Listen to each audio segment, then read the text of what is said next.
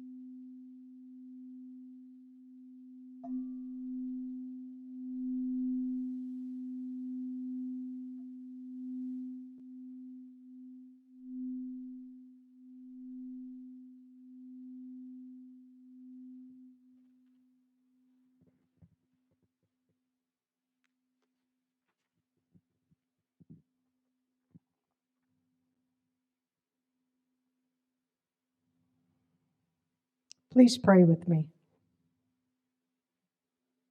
There is but one God, one life, and I'm living that God's life right here and right now.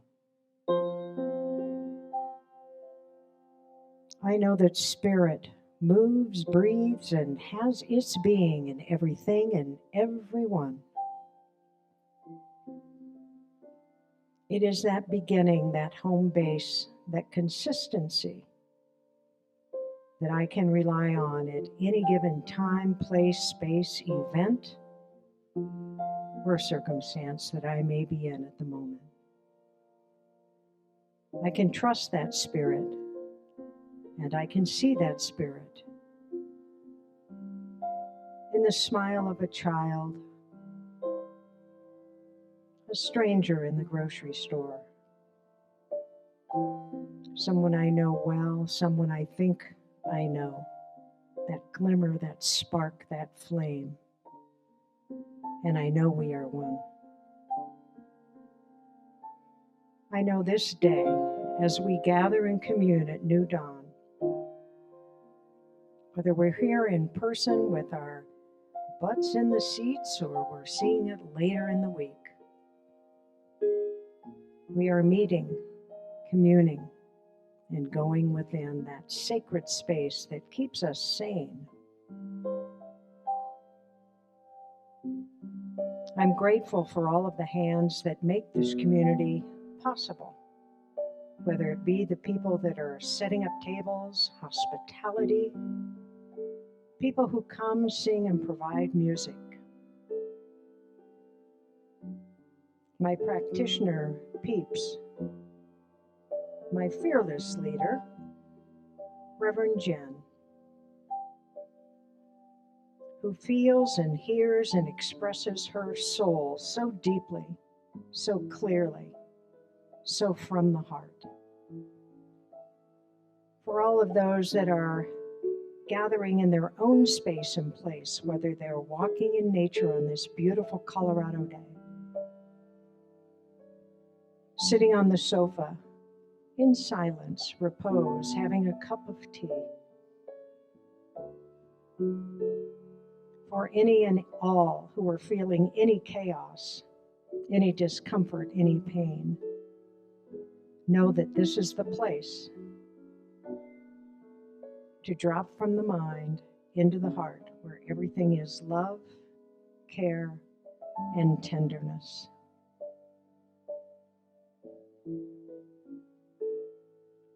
I know I am here to be only truly helpful and to be loved and supported by He who sent me, to be shown where to go, what to do, whom to meet, and what to say, what even not to say. And I'm grateful to be able to say these words, knowing they are true, spoken into the divine, where divine law makes everything happen with love and grace. I can release and let go, knowing all is well, and together we say, and so it is.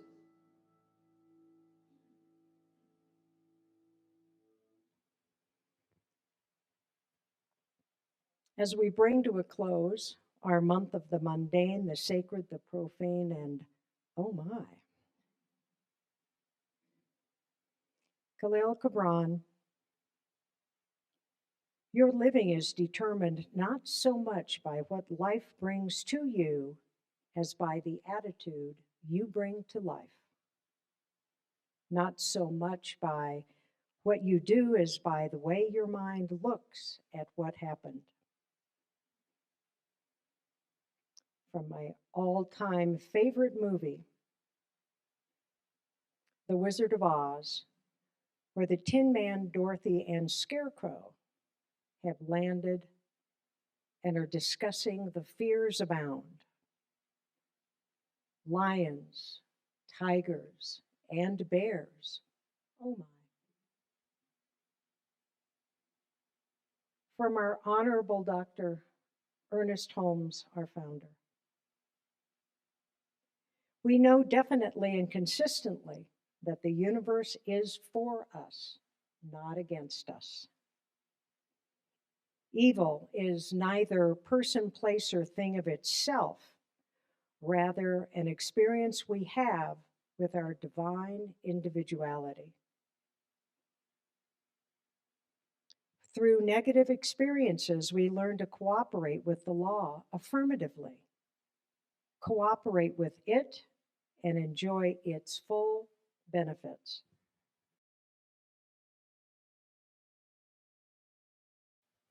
It was my first day of school. I was nervous. I was scared. I went to all my classes with no friends. It felt like nobody cared. I listened anxiously to all the lessons. I waited for the lunch break and waited and waited for the lunch break. Finally, the bell rang.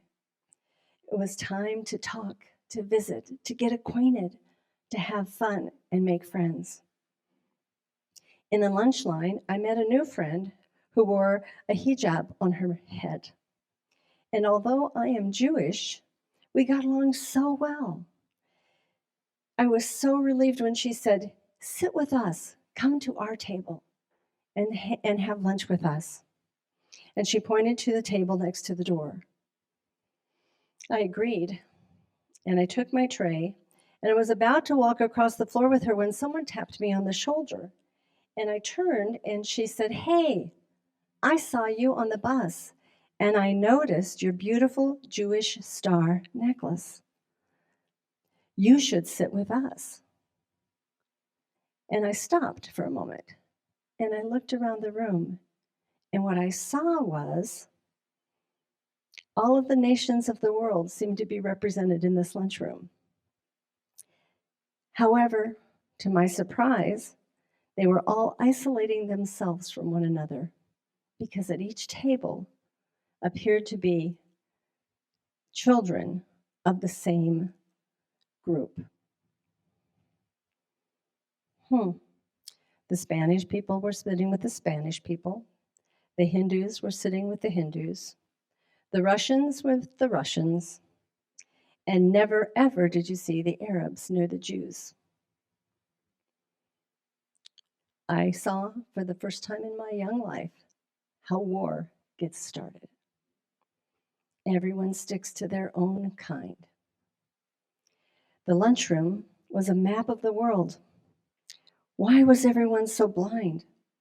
And so I turned down this girl who wanted me to sit with them, and I went with the first one. And I walked over to their table, and there was no hostility whatsoever. You see, I built a bridge between two worlds when I sat with those kids who were so different from me. This story comes to us from a woman by the name of Sharon Fleischer. She is a Tel Aviv University professor. When we take time to look at the mundane, the sacred, and the profane, and we choose to see the holy, the sacred, the God divine in all of it, there are no boundaries, there are no limitations, there are no differences. And so what I want us to do today with our talk title of Oh My is to recognize how blessed we are, how beautiful life is, that we can see the holy and the divine in everything, and that we can step into that place of knowing that even though we have differences, we can connect and we can find similarities. Now, I also encourage you, those of you who are in this room with me today, to look around the room, because we don't see a great amount of diversity in our Sunday services. That's not to say it's not here. We might just need to go a little bit beneath the surface to learn a little bit more about one another. And isn't that why we come together? We come together to share that like-mindedness, but we also come together to get to know one another and the uniqueness of each of us, the individuality of each person. So this week and today, we are encouraged to tap into those situations where we might be a little uncomfortable. We might not know everything there is to know about the people that we're connecting with. Let's do it anyway. And so I thought this would be a perfect example today to tap into some of the wisdom of the different philosophies, because we want to be reminded of just how similar we truly are. Rainn Wilson gives us this quote, and this is from his book, Soul Boom: Why We Need a Spiritual Revolution. What if sacredness, rather than being relegated to a place or thing, was a condition of holding divine light, an internal condition of communion, as when a flower turns towards the sun or an owl towards the moon? Can the sacred live in the sharp intake of breath caused by the beauty of a sunset, in the ripple of the words, I love you? He goes on to talk about this, and he says, my daily challenge is to find what is holy in our lives. What if it's all sacred? Jesus taught love.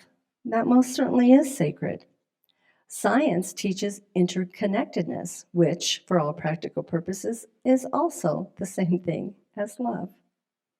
Families, whatever their form, are sacred. Humanity, after all, is itself a kind of family, 8 billion strong, inhabiting the same ball of mud in outer space. Stars are sacred, as are churches and trees and babies. What if what brought us all together, all of us people in contemporary America, was a focus on the light in our lives, things that are healed wounds, and gave our divided, confused, distracted, and outraged world some solace and unity? What if that is our truth? How beautiful. Let's take time this week and look at that. And all we have to do is look at it, breathe it in, and say, oh my, how amazing is this world that I live in. So from Sikhism, I have this quote from Sri Guru Granth Sahib. I have forgotten my envy of others since I found my sacred company. I see no enemy. All of us, I see no enemy, I see no enemy, I see no stranger. All of us belong to each other. The one pervades all. And so we can just consider for a moment that the beauty of all life is to discover what lies within each of us. When we come to the awareness that we are all connected, that we are all part of the one, that we are united, that we are unified, what we begin to realize is there are no strangers, and each one of us belongs to the other. So think about that for a moment. Just think about going out and about throughout your week and remembering that every single person you see has a connection to you. Every single one. We think about that when we step into judgment and criticism. Because what I know for me is before those words even formulate in my head, I am describing me and not the individual that I am looking at. Because that's all I can do. That's all I can do is identify me. And people who truly, I find, how do I want to say this, annoying sometimes, are probably even more like me. And it is that awareness that I'm talking to me half the time that begins to agitate me a little bit, that begins to annoy me, but it has nothing to do with the individual who is in my view, who I'm looking at or talking to. From the Native American belief, we have this beautiful quote from Chief Seattle, one of my favorites. Humankind has not woven the web of life. We are but one thread within it. Whatever we do to the web, we do to ourselves. All things are bound together. All things connect. This is a reminder that the world doesn't revolve around me. It isn't about me 90% of the time. It's about all of us together. Everything I do, every word I speak, every idea I have is impacting the whole, all of us. And sometimes it's really hard for us to grasp. It's hard for us to understand that I could do one little thing here, now, today, and it could have an impact on someone clear on the other side of the planet. But that's how it works. That's how our unity works, and that's how our energy works. And I think of this a lot. My mother used to make Afghans. She used to crochet a lot. And I just received one back from a family member the other day that has been passed around, I don't know, for ages. It looks pretty tattered. But to look at it and to look at the yarn, look at the threads in it, and to know that if I pull one, just one, it is going to affect the entire product. It's going to affect the entire design. So that's what we want to think about when we're looking at how we show up in the world, what we do, how we go forward, and how that whole thing, how all of that unfolds. Avoid negative comments and criticisms on social media. This one's big because some of us are typing before we've even read what they said. And we want to correct. We want to let somebody know they have a typo. We want to let them know that, oh my gosh, that's probably not exactly a true statement, what you just said. Or I don't really believe that. Let me tell you what I believe. And yet, if we can just be positive, if we can just be honoring of the expression, we allow the space for whatever is going on with that individual to heal. But if we shut them down, and we criticize and we judge, we have halted their process. We have put too much energy and time and weight into Facebook in that way of speaking my mind and let me tell you what I think is wrong with the world. And then wouldn't it be great if we could just ease off that a little bit? When you see something, pause, take a deep breath. I used to teach this when I worked in corporate America because we were so reactionary to one another's emails. one another's emails when the person that you're emailing could be sitting about 15 feet from you. Instead of walking over and saying, I'm not sure what this means, we just dash back some other kind of derogatory comment because we think it meant this. And that's not what was being spoken at all. So stopping and pausing and taking that breath and just going, I don't know what's happening in this person's life. I have no idea what struggles that they're dealing with. How about I just take a breath in and send love? How about I do that? From the Buddhist faith, I have this quote. This is from Rebecca Bradshaw. She actually teaches Buddhism. It's hard to imagine how we could believe ourselves to be separate, independent beings when we're so intimately connected with our environment. With every breath, every sound, every bit of food, every step, we're here, immersed, embedded, and inextricably linked to one another. How amazing is that? My family has started calling me the bird woman. Some of you may have seen on Facebook, I've been buying bird seed. I've been buying a lot of bird seed. I didn't know who all I was feeding, but I have moved the feeders to the backyard because the deer were emptying out the bird feeders. And I'm sorry, those guys are so hungry. I'm still putting seed out where they can reach it. But it was like, I watched one of them. It was putting its tongue in the little hole where the bird sits. And I had this big, huge feeder, and the feed was just dropping. And I'm thinking, I'm not sure if that's good for that creature's diet, but I really would like that for the birds. However, on Thanksgiving Day, the trees outside of my deck area, the trees in the backyard, and my neighbor's 2 trees were full of songbirds. And they were singing, and it was so incredible.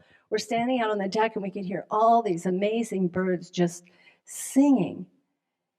And I'm thinking, I got to get more bird seed.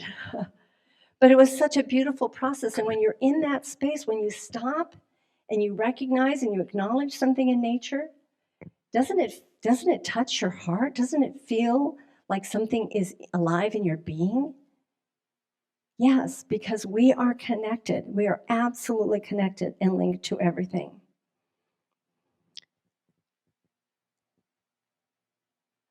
When we judge another person, we're really just looking in a mirror. We're really just assessing something about us that isn't fitting into whatever context we think it needs to fit with this individual that we're looking at or talking to. It's easier to repress our old beliefs, our hurts, and our thoughts and aspects of ourselves and just judge others instead. Why would I want to look at all the painful stuff about me when I could just point a finger at you? And that's not what we're here for. In order to release many of these behaviors, we must bring them into the light and look at them. Is that icky sometimes? Yeah. Is that painful? Yeah, sure can be. But we can get through it and we can get past it. We want to take accountability for our own actions, for what we're bringing to the table, and allow others to do what they need to do for themselves.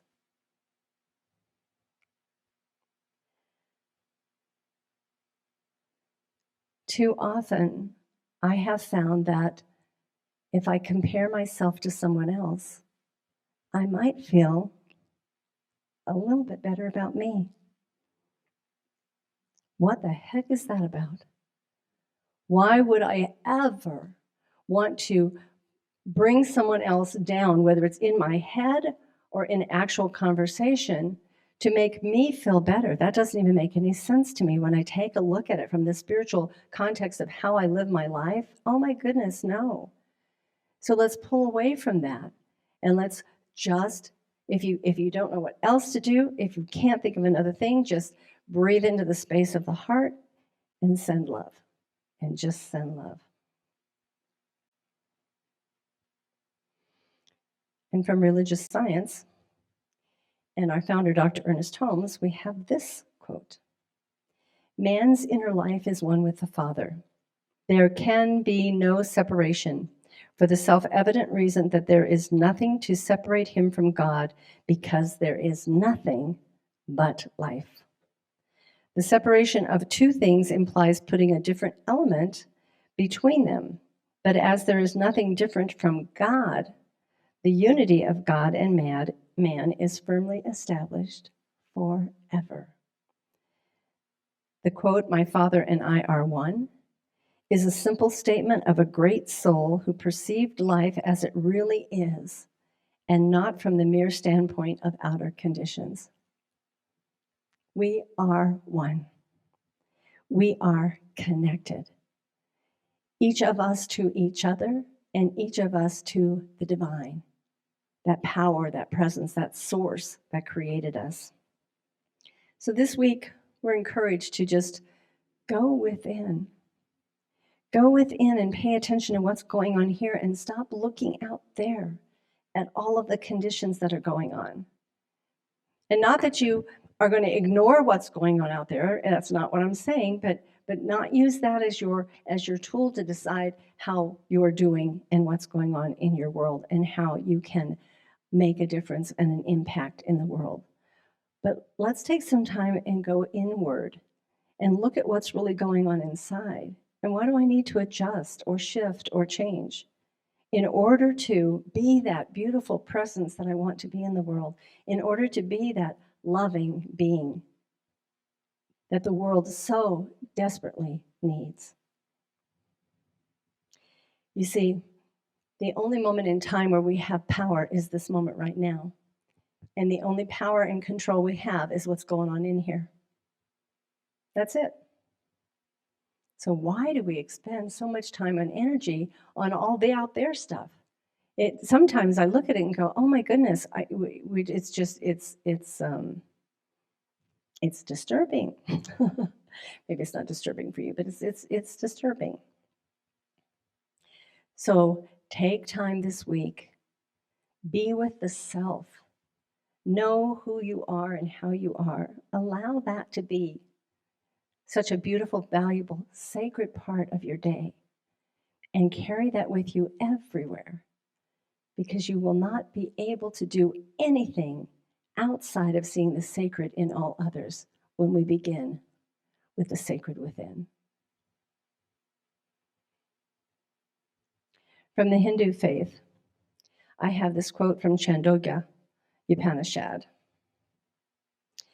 As the rivers flowing east and west merge in the sea and become one with it, forgetting they were separate rivers, so do all creatures lose their separateness when they merge into pure being. There is nothing that does not come from him. Of everything, he is the inmost self. He is the truth. He is the self supreme. I happen to know that a lot of human beings do not get this until the day they leave planet Earth. That's when we get it. That's when we realize who we are and that we are part of pure being. And the truth is, we don't have to wait. We don't have to keep beating our head against the wall, stomping our feet, being frustrated over all the things that are going on. We can start to embrace this right now, this week, with just a few simple practices. A little more time for meditation or contemplation, if that's what you call it. A little more time for looking at how much alike we are as opposed to looking at how different we are. A little more time in seeking out answers and understandings of how people are and how they perceive themselves in the world. How beautiful can that be? And what a beautiful way for us to wrap up this month and bring it to a close, and then turn our attention towards greeting in the new month of December. You see, once we realize we are all from Source, and we accept this fact, I know it sounds like I'm repeating myself today, but we're going to accept this fact that we are one. We are one. Life becomes rich, beautiful, easy, graceful. It becomes easy to manage. Just knowing that we are not alone supports each and every one of us in our daily growth and our activities. This is one of the reasons why we come together in a church service, because we love one another, we know something about one another, we know we're all seeking the same thing, and we come together for that purpose. How beautiful is all of that?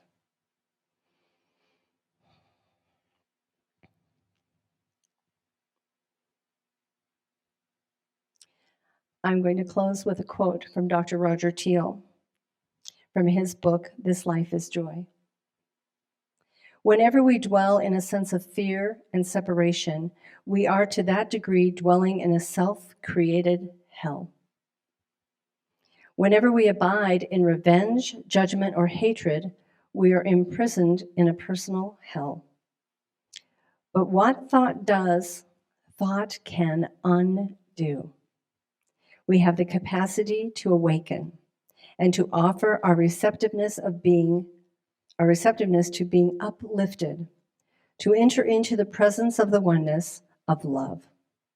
Whenever we choose to commune with the divine presence at our true center, we are blessed and enlightened. We return to heaven, our true home. We believe that heaven and hell is an experience that we create right here on planet Earth. It's not a place we're going to someday go to. It is an experience and expression that we can create right here and right now. Which one do you choose?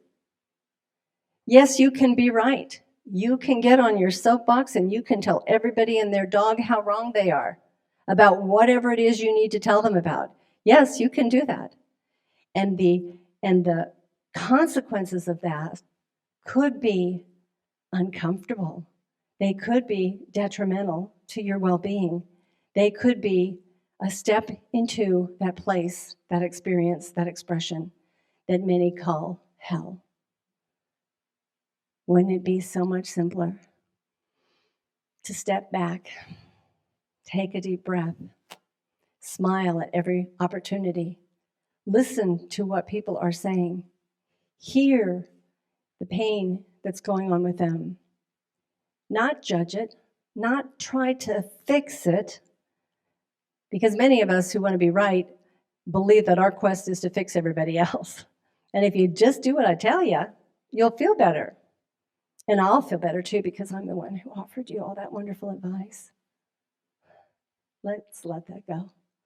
Let's let that go this week.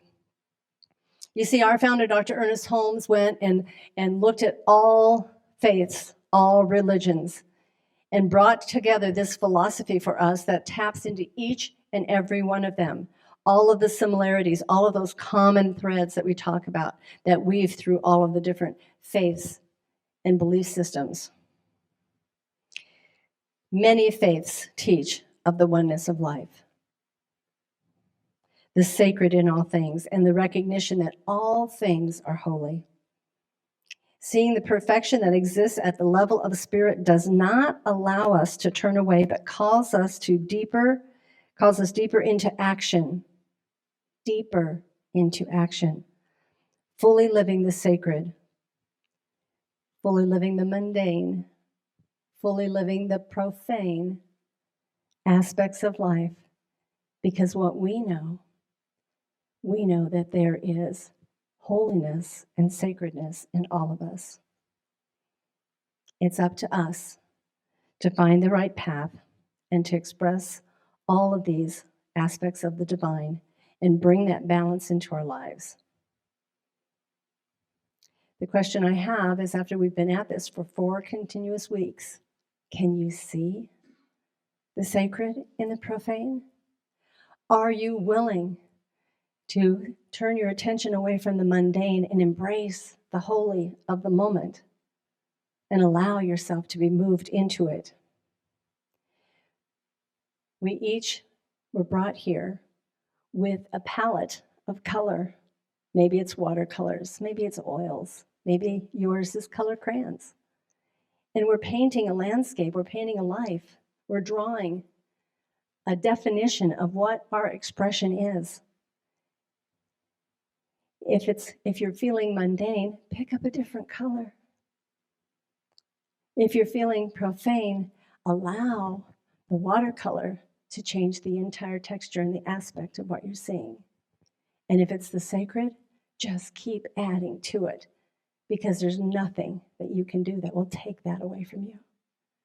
And so this week, my friends, let us take this to heart, and let us look at things and just simply go, oh my, and know that we are sacred beings having a sacred experience, and we have the ability to see and demonstrate the sacred in all life. Please pray with me.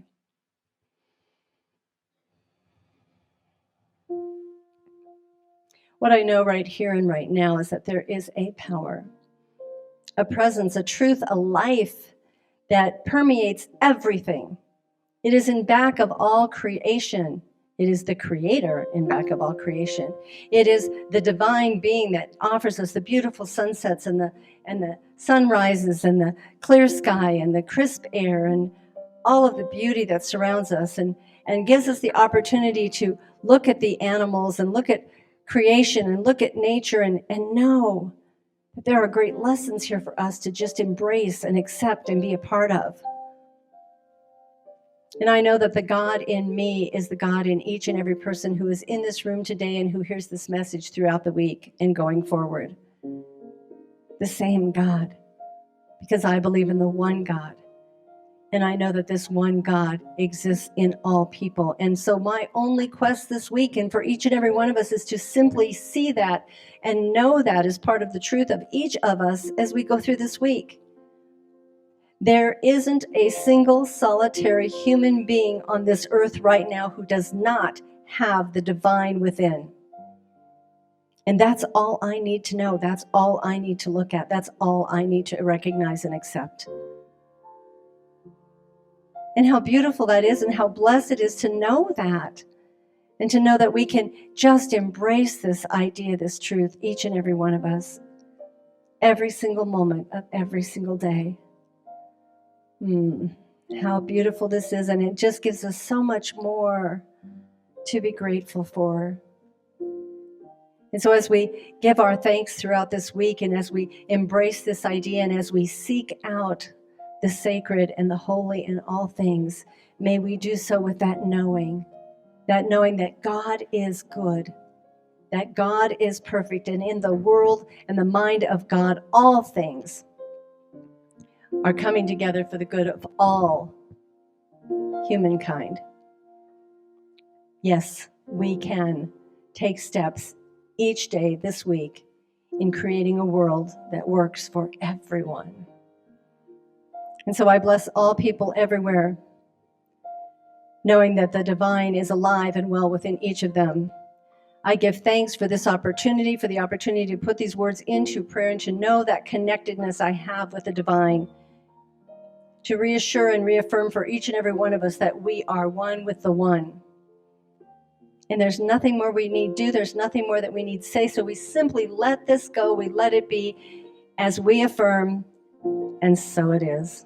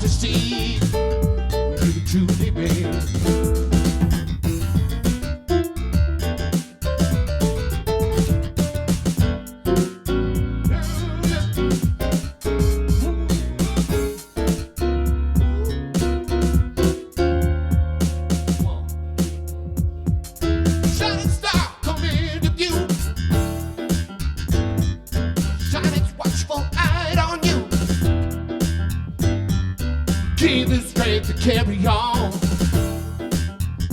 Yeah, make your body big and strong, yeah.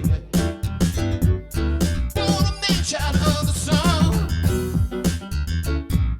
Saw my work had just begun. Found I had to stand alone. Rested now, I got my own, oh yeah, oh yeah. So if you find yourself in need, won't you listen to these words of heed? You'll be a giant, a grain of sand. Words of wisdom, yes I can. Yeah, you are shining sun. No matter who you are, shining bright to see. You can truly be. You're shining star. No matter who you are, shining bright to see what you can truly be. You shining star for you to see what your life can truly be. Shining star for you to see what your life can truly be. Shining star for you to see what your life can truly be. Hello, I'm Reverend Jenn Wilde, Senior Minister for New Dawn Center for Spiritual Living. New Dawn Center is a global community, and we welcome all people, all paths, all ways of thinking, all philosophies. So know that you are welcome here, and thank you for joining our online community.